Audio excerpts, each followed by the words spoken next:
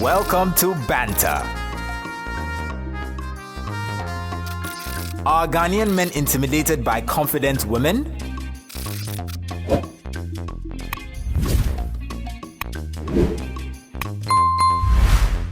Male ego often struggles when woman refuses to be submissive or silent. Male ego often struggles when woman refuses to be submissive or silent.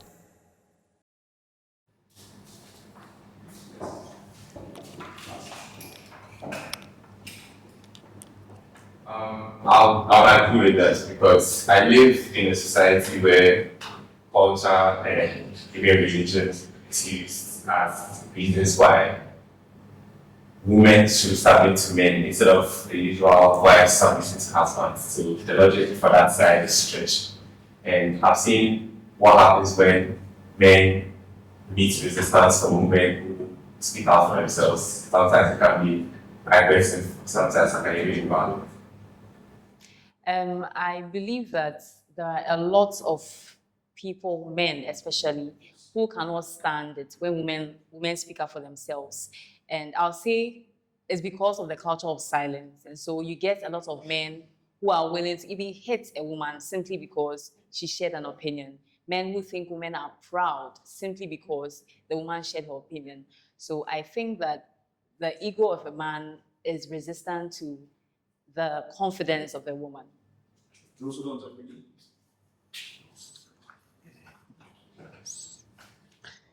Okay, so I don't agree because I think society has evolved to a more collaborative stance than a power struggle. So I think as men, we've grown to understand that, we can't do this alone. We can't lead by ourselves. We need these partnerships. You take care of these and I take care of that thing. You're showing your views on certain topics. I believe you are more knowledgeable on. Then we have, that's. This here, some from here and some from there.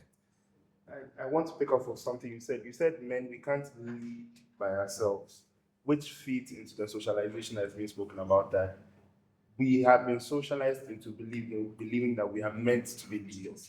Now, this being a leader, as the gentleman was saying, has stretched from just the marital context to our everyday lives, where young boys believe that they should be the heads of certain, relationships that they are in, where even men in their office, why is a woman? Yeah. You hear this thing a number of times. So I'm not saying like it has never been the case. I said we have evolved from that, honestly, because now me saying that we can't lead by ourselves doesn't mean that we rather would want to have that help. Have that your input as a female. That okay, like what do you think about this? Which one will help?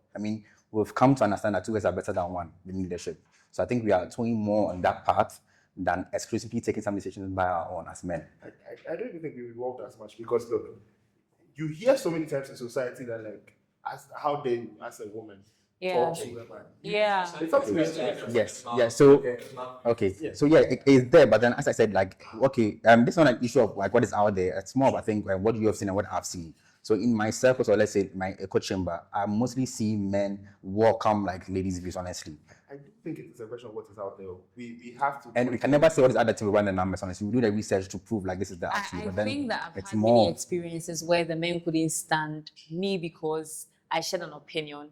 And the funny thing is that some of them will not even tell you to your face. I've had a man who says, "Oh my God, I like you so much. I like the way you speak for yourself. I like the fact that you have opinions." But the person went behind me and not understanding what feminism even is. The person said, "I don't like that girl. She's so feminist." Why? Because she shared opinion. There's another instance where somebody I know told me that I didn't like you from the beginning because I saw you sharing your opinion at church. And I said, "So did you have a problem with my opinion?" He said, "No. The fact that you got her to talk, you are the only one who spoke." It's like, hey, this girl is proud. So I feel like that is an equal thing. It's like, why should you talk? Or why should you even have this knowledge or wisdom? And it's so common everywhere you go. They just cannot stand. Okay, so let me just introduce some new terms here. So yes, a lady can be assertive, but then sometimes we can't handle the tone of some women. And I think even for guys, there are ladies that has even moved to us saying that, "Oh, I don't like the tone you're using on me." And I think the same way that we. Sometimes it's not about what you say, but how you say it. So I think men like to shift into how you say it. So even when that is not the reality. Because if the tone So, okay. another man, will it be a problem? No, Yes, no, okay. it will be because I wanted to use an incident that happened earlier today as an example, where a lady and then a gentleman were in an argument, and then the gentleman passed a comment. I was fairly against the comment the gentleman passed because you can't speak to a lady like that. Yeah. And then putting that aside, you can't speak to me like that. I'll disagree to it. So it is not a case of if it was a man or if it was a woman. I'll easily put a woman in her place if she spoke to me in that tone. And just as I put the guy in his place if he had spoken to me in that tone. Independence in women threatens the control many men were taught to expect. Independence in women threatens the control many men were taught to expect.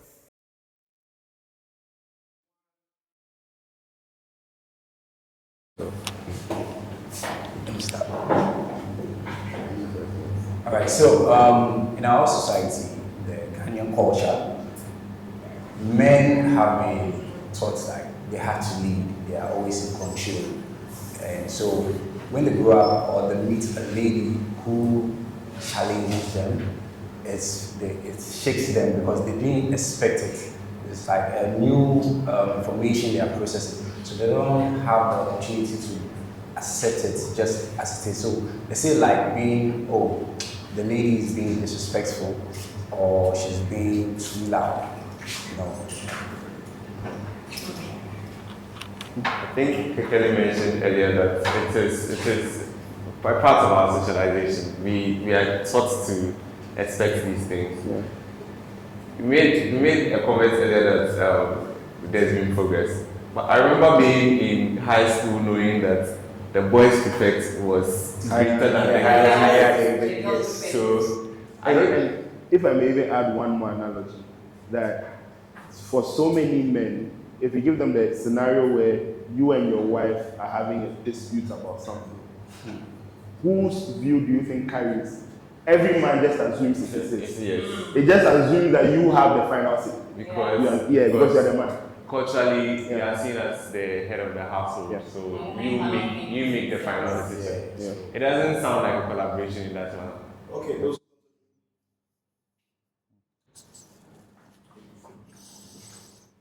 Okay, so let me just say this. I mean, what is independence? I mean, like, I think we should all understand that we can never do life alone, and it's more of an interdependence than a dependence, like a dependency.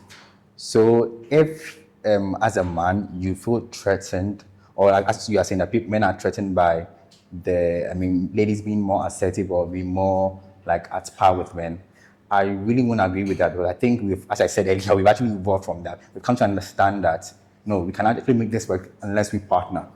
I mean, as I said, it can't be the norm out there unless you run the numbers. But then from what I've seen so far, like we've come to understand that for us to make this work, it needs to be like on the same level. I mean, yes, I'll have the final say, but I have to hear you out. If your reasons or your whatever you're giving makes sense, I mean, I'll take yours. I won't want to say like I want to beat you on this if you're making like good sense. Let me give you a practical example. Okay. When I was in JHS, to help us do extremely well in ICT, we have this thing where, so we set like this, but then more straight line. Yeah. Okay. You answer a question. If you get it wrong, you go back. You go back like this. So every week we'll do it. I usually was with the boys like this, maybe first three.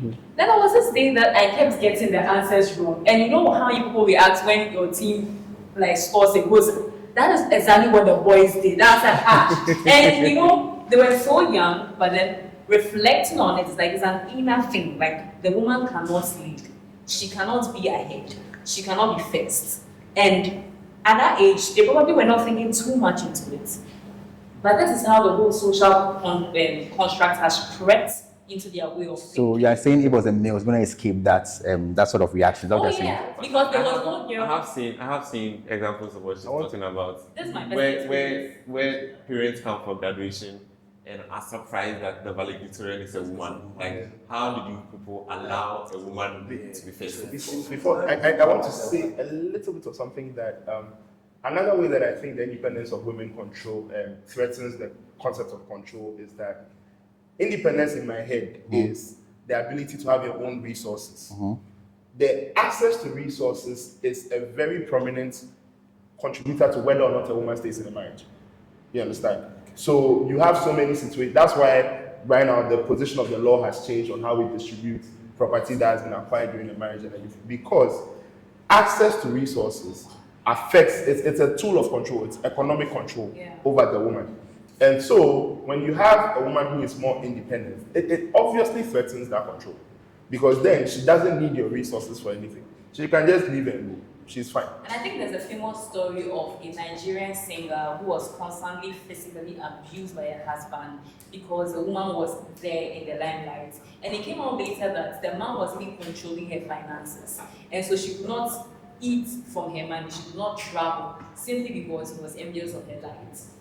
I think, yeah, sorry. So I just wanted to touch on the fact that I disagree completely with the fact that people think that the ego of men are bruised when they meet women who are confident. I would like to refer us to history. Yas Santua is an example. We can say vigorously that men led the charge into giving women the opportunity to speak out, to step up. And so if men's ego was bruised, they wouldn't have done that. Women didn't fight for the rights of women. It was men. But at the end of the day, Yas Santua was exiled. In Ghana, I'm talking about in Ghana. At the end of the day, Yas Santua was exiled. That should tell you the consequence for fighting. But did her people fight against it? No. The people followed her into war. Yas Santua's people did not follow her because they followed her because she was queen mother, not because she was a woman. She wasn't the queen mother of the Asante man. She was just a queen mother of a fraction. So it is and they had other leaders, they had other rulers who they could have easily said, since Yas Santua has taken the charge, let us put the mantle in this man's hand and follow him. But no, they followed Yas Santua. Because everyone else was afraid. She stepped back because let's also refer to the Ga land. We had, do you know that the Ga people had a queen mother who ruled the whole Ga kingdom? I didn't know that. And then she was not even Ga. She was married to a Ga king. When he passed, they gave the mantle to her to lead. How many like her came after her? Oh, it was because of certain things she did that she had to be killed and all that. But yeah, history. Confidence in a woman doesn't threaten a man who knows his own worth. Confidence in a woman doesn't threaten a man who knows his own worth.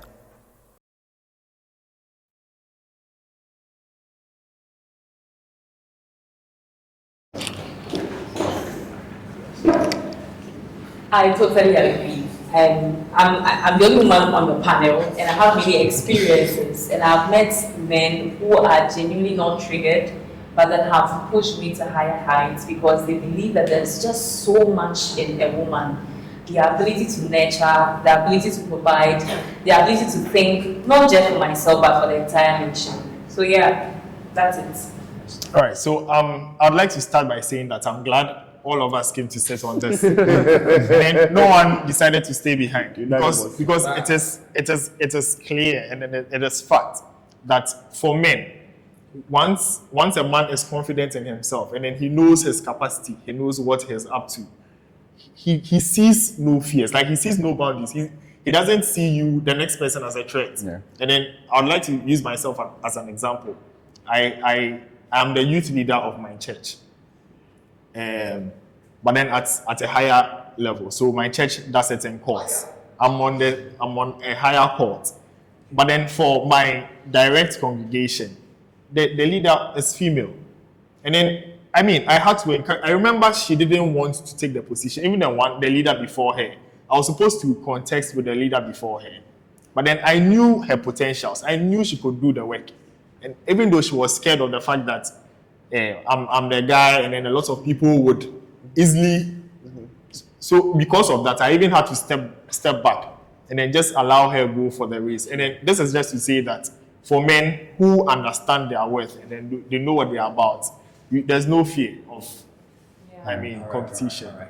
And it's amazing to have a confidence lead or know a confidence lead because it gives you the opportunity, like you know that, oh, she can handle things in your absence.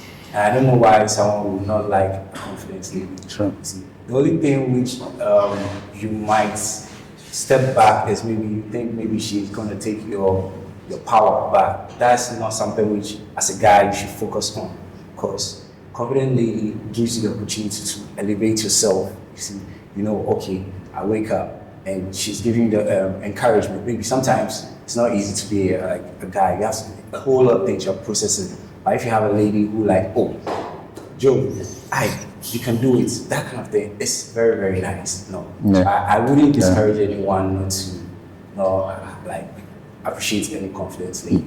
We need more of them. We need more of them. I feel like a lot of us women, when we know that you know your worth and you appreciate that for who we are, you get all of the things that those resistant men are fighting for. You get all the submission, you get all the respect, you get all the confidence, because women trust in men who know what they are about and who push the woman. And so you get everything from a woman when you prove to her that, look, I know what I'm about and I want you to reach higher heights. And she's going to fill in all the gaps. And people outside will not even realize that you are so flawed as a man, simply because she trusts you. Okay, so let me just be a little bit controversial. So you agree to the fact that secure men are not threatened by confidence ladies, right? So that being said, so are you saying that there are more insecure men than secure men in Ghana? Yes. Really? Yes, absolutely. Absolutely. More of them. More of them. I rest my case. A lot of Ghanaian men act like their masculinity or their manhood is something that they can easily lose. Like, if you let a woman manage your finances, you will lose your power. If your woman earns more than you, you will lose your power. If you have a female boss, you feel like it shows that there is some weakness. The Ghanaian society is becoming more open to gender equality. The Ghanaian society is becoming more open to gender equality.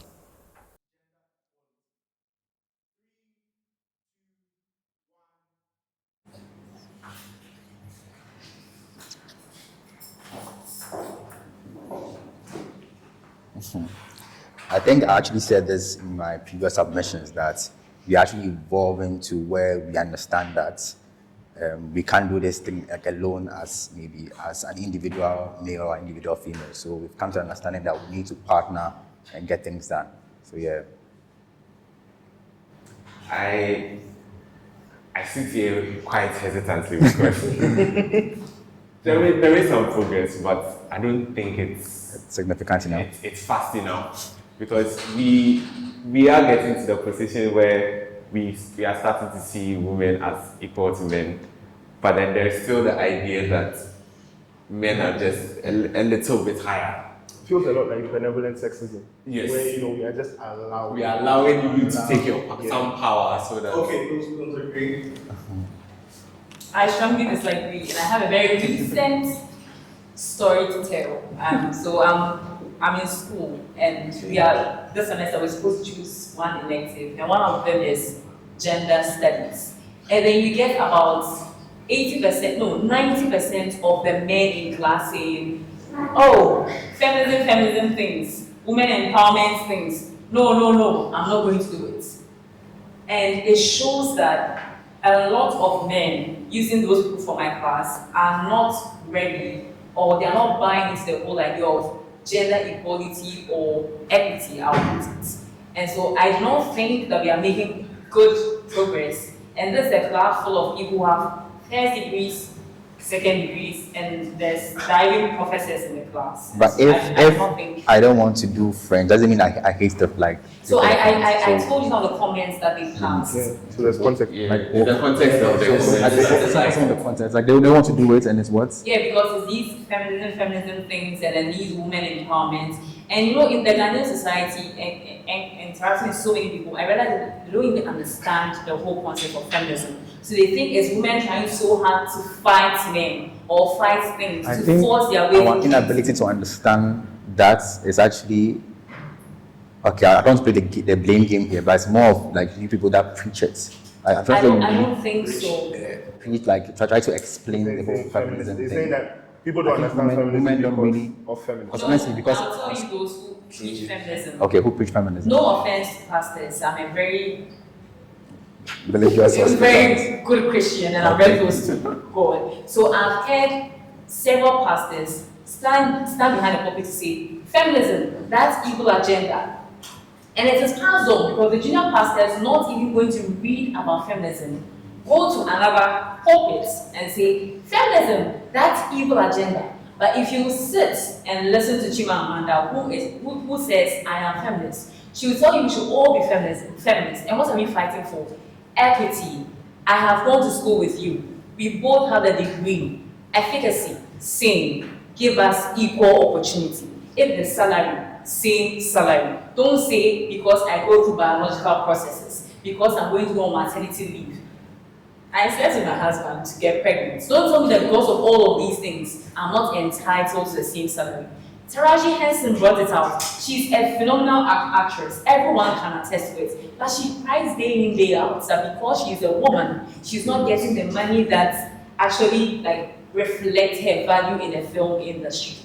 If I may add, so I want to move away from anecdotal and personal story evidence to talk about the fact that objectively, statistics are supporting the fact that there's more female participation in society.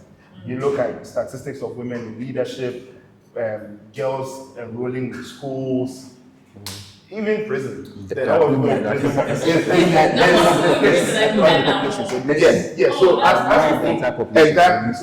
So statistically, yes, and also I would say that as it stands, there are no legal restrictions on women versus men, but we still have a lot of social restrictions. Yeah. We still have a lot of mindset problems and issues that still go to limit the access of women in society. So if you say we are evolving, for example, we're evolving because you will notice that people in a particular social class tend to think differently about these things. Yeah. Versus others who would say that, oh, you're a girl, you shouldn't be going to school, you should be staying in the kitchen.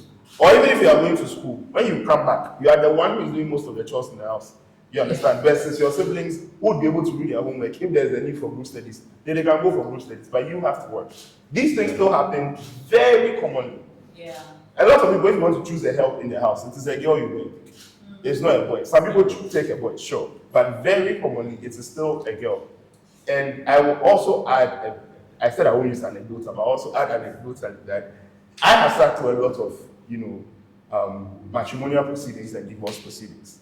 And there's a large part of it that goes to the conversation around access of women and what the woman is entitled to in the conversation. So I do think that yes, we've made progress towards better inclusion for women, but it's not, we could do way better. I think I can just say that we could do way better. I think, and the process is more of academic papers. Yes. When you go into academia, a lot of people have papers. But then I remember there was a time that was exposed to gender studies, and so one of the assignments was pick anything artistic, watch it, and come and tell me what you think. So I picked one famous artist in Ghana song, and the song is Touch It. And I had to listen to the word of Touch It, and then watch the video Touch It, and I realized pure sexualization of a woman. Nothing about the thinking ability of a woman, the strength of a woman. It's just like, yo, then that was it. Thanks for watching. Make sure you like and subscribe. Follow our social media platforms at Banta Space for updates and all show related info. See you next time.